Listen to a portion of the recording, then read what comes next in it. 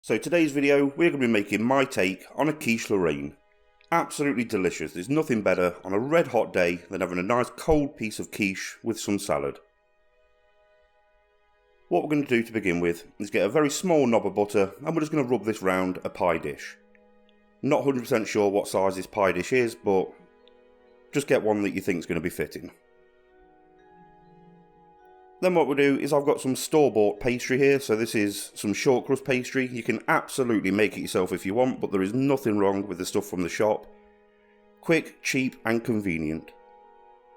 Just make sure the pastry is pushed down into every single crevice, and then you want to cut off any excess.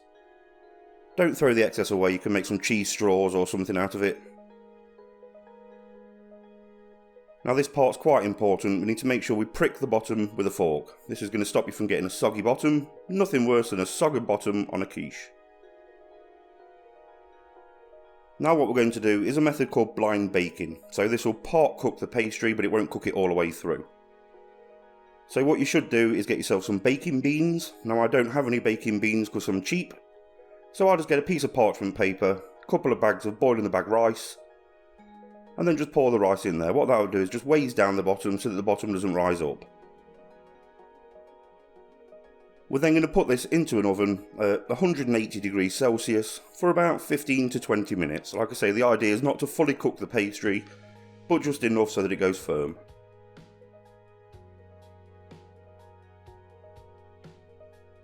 Now on to making the filling. So into a bowl I've got 300 millilitres of double cream, and I'm going to be using 3 large free-range eggs.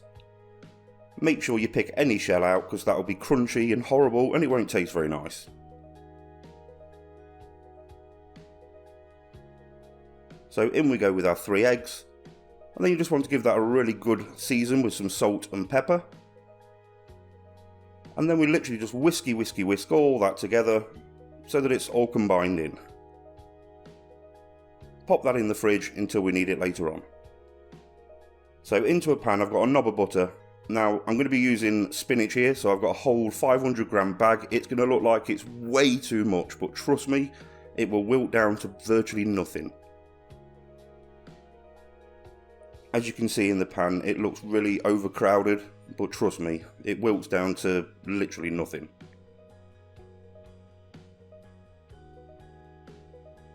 So once that's been cooking for a couple of minutes, you'll see that it's wilted right the way down, but it's also full of a lot of moisture. What we need to do is remove as much of that moisture as possible. So put it into a colander, squeeze it through, and you end up with a dry log of spinach. So we're going to chop up 1 whole onion. And then I've got some smoked diced bacon here. You can use just normal streaky bacon if you want, but I'd probably use the best part of a whole pack. Now you'll notice I'm not using any oil at all. That's because obviously the bacon will release its own oil that will cook everything else in.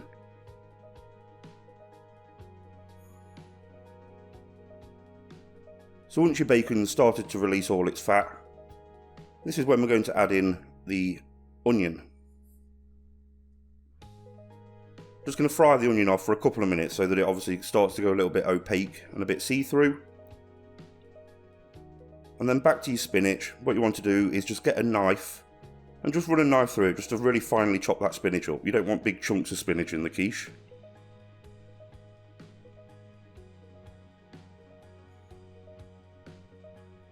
Once it's had a couple of minutes, that's when you add the spinach back to the pan. We're going to give that a really good season here. Now this is going to be your preference. Don't forget there's quite a bit of salt in the bacon, so just season it to your own preference.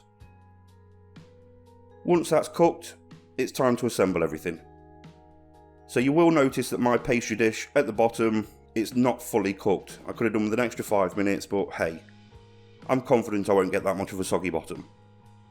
So into the cream mixture I add 1 handful of a good cheese that you like. I've got a mature cheddar here, but it's entirely up to you which cheese you use. Just add the filling to the case. Now don't compact this down because you want the mixture to seep in between it all. Add in your mixture on top. Make sure your cheese is nice and evenly spread over. And then what I like to do is finish it off with some small tomatoes. I've got some small plum tomatoes here, you could use cherry tomatoes or just slices of normal tomatoes.